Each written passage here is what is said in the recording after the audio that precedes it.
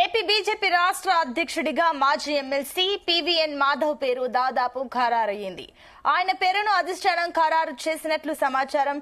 నేడు జరగనున్న నామినేషన్ ప్రక్రియలో మాధవ్ ఒక్కరే నామినేషన్ వేయనున్నారు. కాగా రేసులో మాజీ సీఎం కిరణ్ కుమార్ రెడ్డి కూడా ఉన్నారు.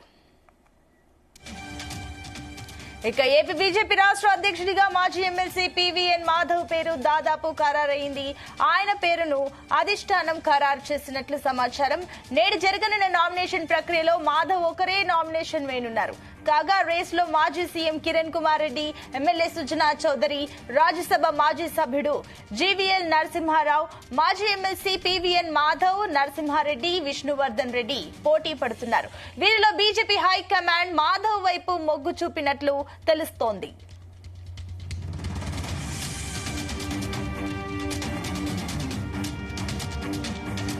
రైట్, ఇదే అంశానికి సంబంధించి మరిన్ని డీటెయిల్స్ మా కరెస్పాండెంట్ నాగేశ్వరరావు అందిస్తారు.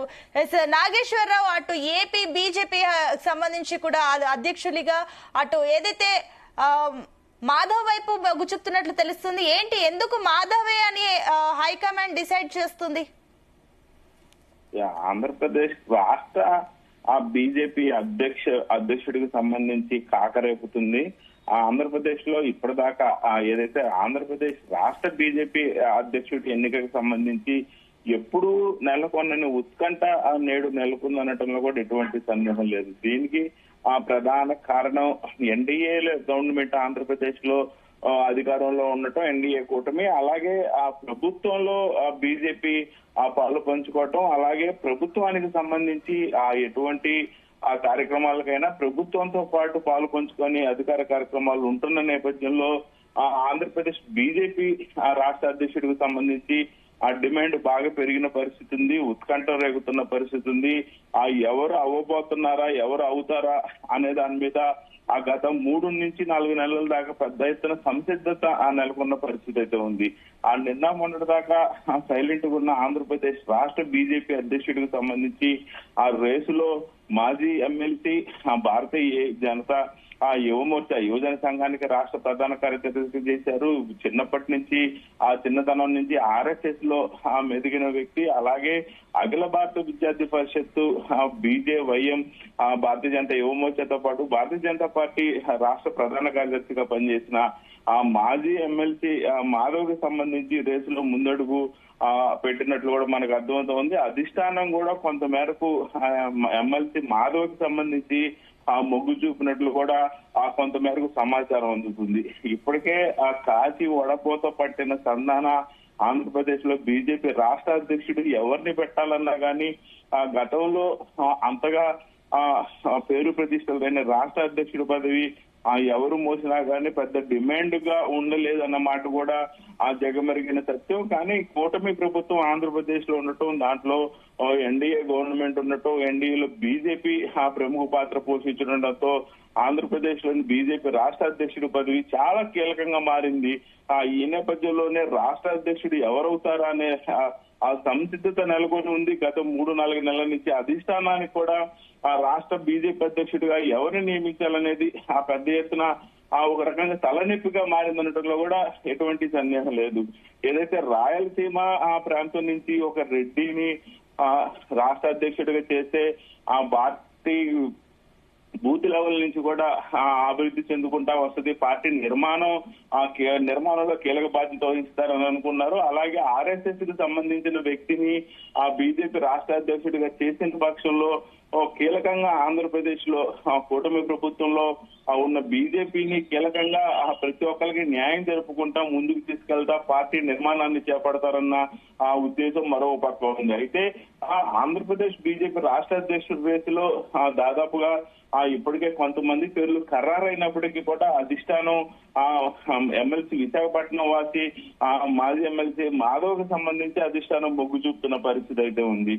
ఇప్పటికే ఏదైతే ఎమ్మెల్సీ మాధవ్కు సంబంధించి అధిష్టానం దగ్గర నుంచి కొంత మేరకు సమాచారం అందిందనే వాదన కూడా ఏర్పడతా ఉంది. దీనికి ప్రధానంగా రేసులో ఉన్న వాళ్ళలో ఎవరైతే ఉన్నారో మాజీ ముఖ్యమంత్రి కిరణ్ కుమార్ రెడ్డి, అలాగే విజయవాడ ఎమ్మెల్యే సుజనా చౌదరి, అలాగే రాజ్యసభ సభ్యుడు మాజీ రాజ్యసభ సభ్యుడు జీవెల్ నరసింహారావు, అలాగే నరసింహారెడ్డి, అలాగే విష్ణువర్ధన్ రెడ్డి పోటీ పడతా ఉన్నారు. ప్రధానంగా కొంత మేరకు ఏదైతే భారతీయ జనతా యువ మోర్చాకి సంబంధించి విష్ణువర్ధన్ రెడ్డి రాష్ట్ర అధ్యక్షుడిగా ఉన్న నేపథ్యంలో ఎమ్మెల్సీ మాధవ జనరల్ సెక్రటరీగా పనిచేసిన పరిస్థితి ఉంది. మళ్ళా ఇద్దరు కూడా విష్ణువర్ధన్ రెడ్డి, మాధవ ఇద్దరు కూడా మళ్ళా భారతీయ జనతా పార్టీకి ప్రధాన కార్యదర్శులుగా పనిచేసిన పరిస్థితి ఉంది. ఈ నేపథ్యంలోనే 2 సార్లు ఎమ్మెల్సీగా మాధవ ఎన్నికయ్యారు. మాధవ వైపు అధిష్టానం మొగ్గు చూపుతుంది. దీనికి ప్రధాన కారణం కూడా కొంత మేరకు ఉందని రాజకీయ విశ్లేషకులు చెప్తున్న పరిస్థితి అయితే ఉంది. ముఖ్యంగా మాధవ చిన్నప్పటి నుంచి ఆర్ఎస్ఎస్ భావజాలంతో పెరిగిన వ్యక్తి, అలాగే అఖిల భారత విద్యార్థి పరిషత్ లో పనిచేసిన వ్యక్తి, అలాగే యువ మోర్చాలో పనిచేసిన వ్యక్తి. మొత్తంగా చూసుకుంటే పార్టీ నిర్మాణ స్థాయి నుంచి కూడా మాధవ్కి బీజేపీకి సంబంధించి ప్రతి ఒక్క విషయం అనుభవంతో పాటు ప్రతి ఒక్కటి కూడా ఎలా పనిచేయాలి, ఎలాగా ఆ పార్టీని నిర్మాణంగా ముందుకు తీసుకెళ్లాలనే దానిలో ప్రతి ఒక్క అంశం కూడా క్షుణ్ణంగా ఆయనకు తెలిసిన నేపథ్యంలో పార్టీ అధిష్టానం ఆయన వైపే మొగ్గు చూపు ఉండొచ్చు అని కూడా రాజకీయ విశ్లేషకులు చెప్తున్న పరిస్థితి ఉంది.